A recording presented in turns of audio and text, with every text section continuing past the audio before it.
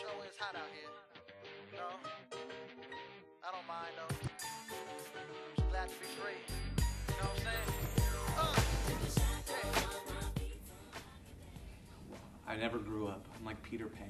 I think I just ever since I was a young kid, I always just had a passion for getting other people excited about Jesus Christ and how they can serve Him in the mission of the Salvation Army. And so I always, all my stuff was kind of geared towards young people, you know. And I always I knew how I felt in high school, where I really wasn't that excited about following Jesus or the Salvation Army, and so I kind of wanted to get young people excited about it.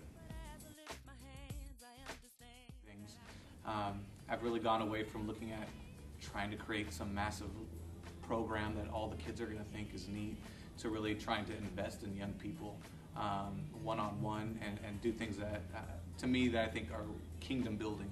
Get young people involved in building the kingdom and helping other people out. Probably the disappointment when other people aren't catching the same vision that you might have.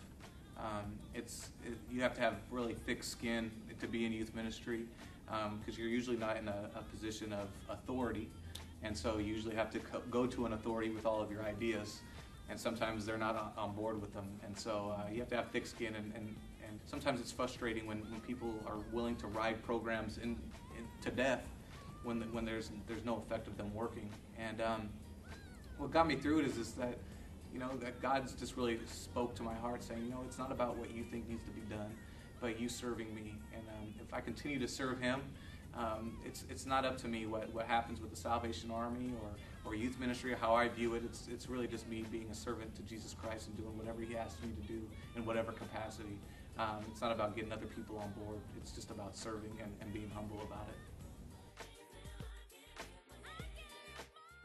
Well, my dream's a lot like Martin Luther King's dream. I think the times are coming. I really just want there to be a day when people look at youth culture as what it is. It's a culture all of its own, and we gear some of our ministry towards them, and we reach these young people where they're at. Not inviting them to church, and so we want them to just like the stuff that we do already, but something that's actually for them that they'll understand, and that they'll be able to grow. I think a lot of times we're called to share the gospel, and instead we unload the gospel. We dump a whole bunch of stuff on people, and that's a huge burden for people. We need to take baby steps. So my dream is to see that young people come into a relationship with the Lord. And give me 1 second. I think Martin Luther King's dream was probably better.